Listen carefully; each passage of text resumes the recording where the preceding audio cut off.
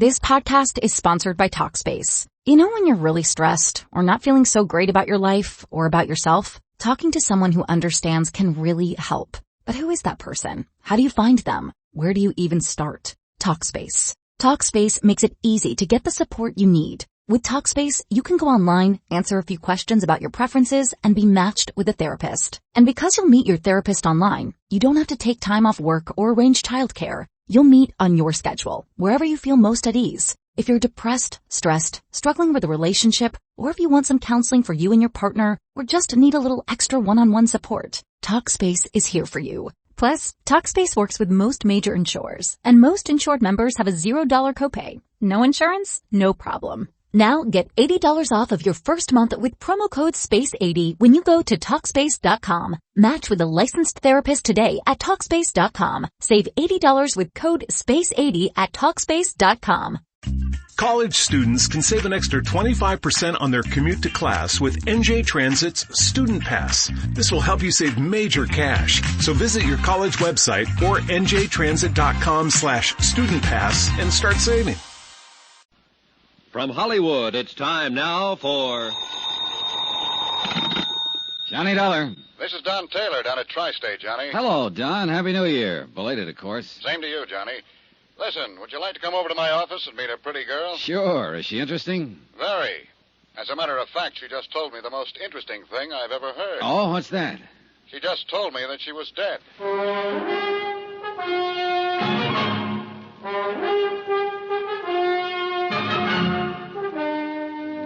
Tonight and every weekday night, Bob Bailey in the transcribed adventures of the man with the action-packed expense account, America's fabulous freelance insurance investigator. Yours truly, Johnny Dollar.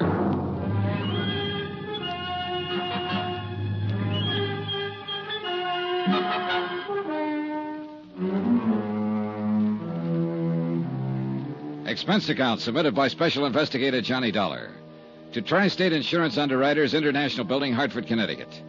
The following is an accounting of expenditures during my investigation of the McClain matter. Expense account item $1, cab fare to the International Building in Don Taylor's office. He was sitting behind his desk when I walked in, talking to a tall, dark-haired girl in her late 20s who was standing casually looking out the window at the street below. She was pretty, she was quiet, and she was well-dressed. Hello, Johnny. Thanks for coming right over. I'd like to have you meet Mrs. McClain. How do you do? Hello. Sit down, Johnny. Make yourself comfortable. Take my desk. Where are you going? I'm going to let Mrs. McClain talk to you alone. She has a most unusual story. Yeah, something about being dead. Isn't that what you said? Yes, something about being dead. Mrs. McClain, Mr. Dollar will be handling this matter for Tri-State. I wish you'd tell him exactly what you've just told me. Ring the buzzer when you're through, Johnny. Oh, sure. Would you like to sit down? He thinks I'm crazy. That's what he thinks. Well, isn't it? Well, I doubt that. Well, sit down. Let's talk it over. Of course he does. It's the first I've told it to anybody. It's fantastic. What'd he say your name was? Johnny Dollar. Dollar. What do you do? I'm an insurance investigator. Oh. For him?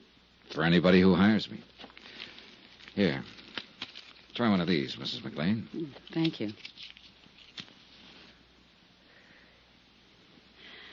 I suppose I'll be put in jail, don't you? Look, Mrs. McClain, why don't you try to tell me some of the facts about, about whatever it is. The facts are, I'm legally dead, Mr. Dollar. And my husband collected on my insurance policy. Mm-hmm. When did all this happen? 2 years ago in Los Angeles. How much money did your husband collect on your insurance policy? $10,000. Where is your husband? In Los Angeles. I suppose you tell me how it worked, Mrs. McClain. My husband's a doctor, Mr. Dollar. His name's Dave McClain. One night he had a patient come in, a girl. Well, she was in pretty bad shape. She'd been drinking somewhere, and she just came in off the street. Saw his shingle outside the office. I was there helping Dave as a receptionist. Oh. Dave took her into one of the examining rooms to see what the matter was. She had a heart attack. She died on the table. Well, there was nothing he could do for her. Nothing anybody could do for her. Mm-hmm. She died on the table, and then what? Well, Dave came out and told me what had happened. We looked in her purse to find out who she was and where she lived. There wasn't anything but an address in Jersey City. No Los Angeles address? No. Her name was Teresa Corbett. She was from Jersey City, and that's all. Then what? Well, Dave called long distance to the place in Jersey City. It was an apartment. He talked to the manager there. I see. Go on. Well, Dave didn't say anything about Teresa Corbett being dead. He didn't have a chance, really. The manager was very upset. He told Dave that Teresa's mother had died very suddenly 2 days before.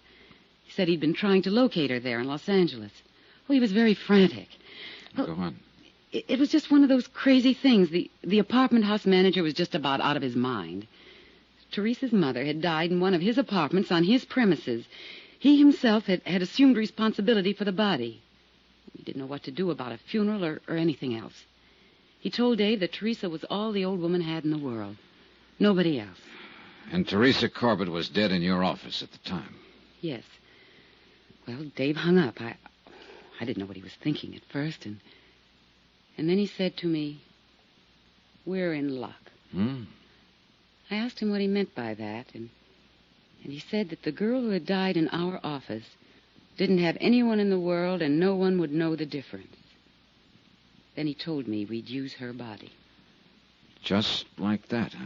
Yeah, just like that. He said it was the chance of a lifetime. Well, go on. Well, Dave called up Dr. Reed. He had an office across the hall from Dave. We waited a while, and then I hid when Dr. Reed came in. Dave told him that I had had a heart attack. He took him back in the examining room and showed him the body of Teresa Corbett and told Dr. Reed it was me. Oh, it was awful. How do you mean? Well, I mean, I hid there in the back office and listened to them talk. They tried oxygen on the girl and shots and everything else. But it was too late. Dave knew it was too late. But, well, Dr. Reed signed my death certificate. 2 days later, they buried Teresa Corbett under my name. And then what did you do? Well, I took a hotel room that first night, and then I went down to Palm Springs. Dave said he'd meet me there. Oh, wait a minute. Dr. Reed had the office across from your husband's? Yes. Well, didn't this Dr. Reed know you? Hadn't he seen you around? You said you were acting as a receptionist for your husband. I'd never met Dr. Reed. He was just new. Okay. So you went to Palm Springs? Yes.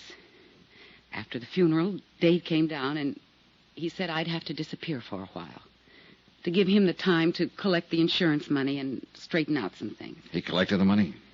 Yes. Yes, he did. All of it. Then what happened? I came to New York to live.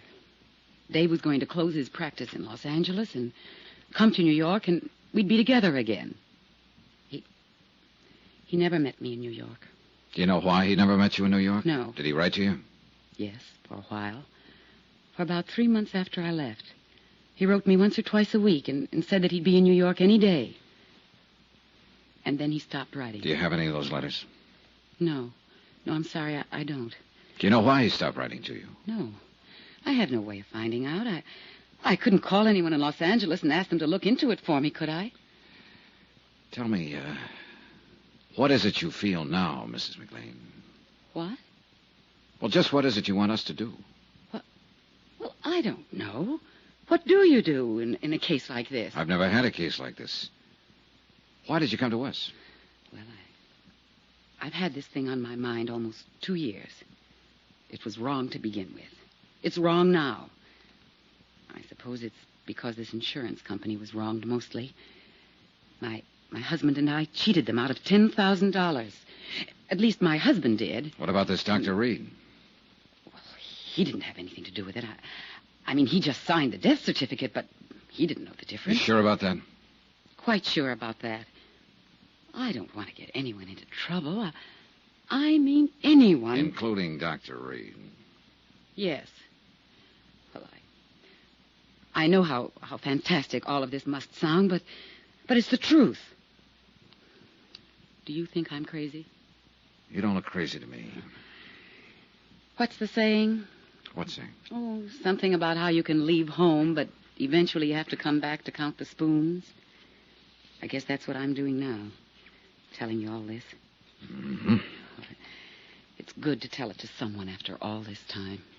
Did you get any of the insurance money, Mrs. McClain? Not a dime. Were you supposed to? I suppose so, yes. If Dave had met me... Would you say the whole thing was his idea? Yes. Yes, I would. I didn't know what he had in mind that night after he hung up the phone. You've been living in New York for the last couple of years since it happened, is that right? Yes. 2257th Street. Apartment 23. What have you been doing? How do you live? I've been working. I took a job in a medical lab. Under your own name? No. I used the name of Patricia Kennedy. Is there any way you can prove you're actually Doris McClain? I could in Los Angeles. How? Well, people there know me. Friends I've had all my life. Were you ever fingerprinted there?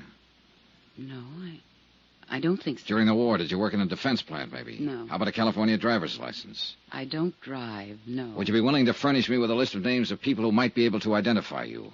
People in Los Angeles? Yeah, sure, anywhere. Well, yes, I would, if it's necessary. It's necessary. Don't you believe me? All of this has to be checked, Mrs. McClain.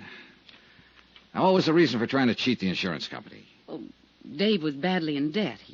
He needed so many things that...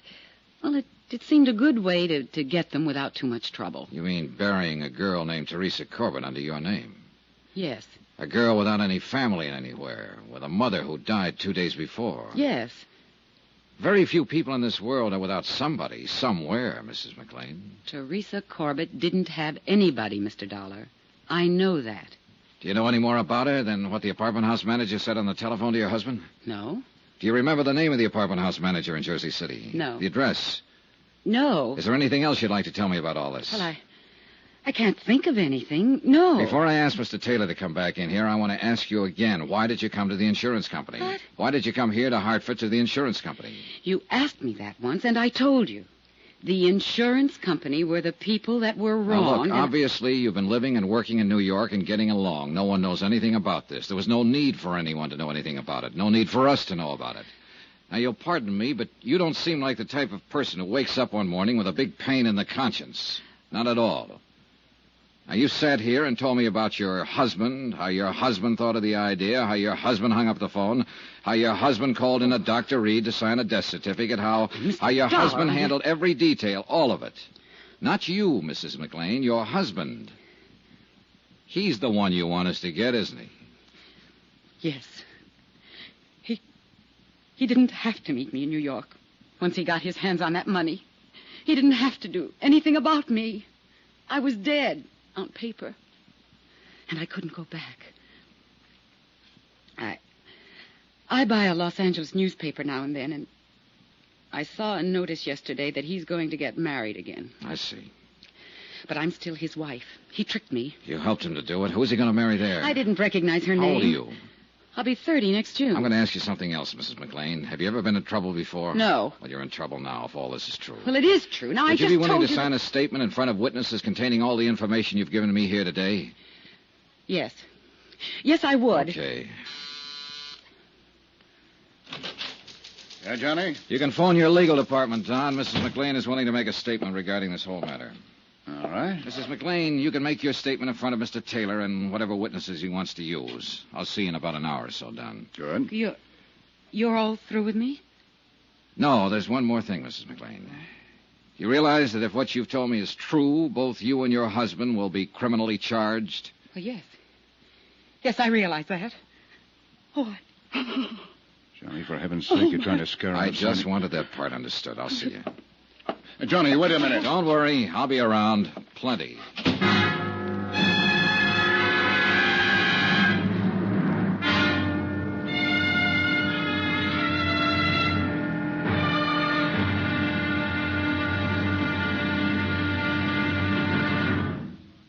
Now, here's our star to tell you about tomorrow's intriguing episode of this week's story. Tomorrow, some well-thought-out lies, well, believe it or not, they come true.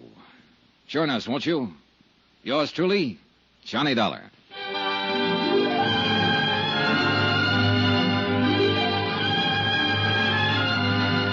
Yours truly, Johnny Dollar, starring Bob Bailey, is transcribed in Hollywood. Written by John Dawson. It is produced and directed by Jack Johnstone. Be sure to join us tomorrow night, same time and station.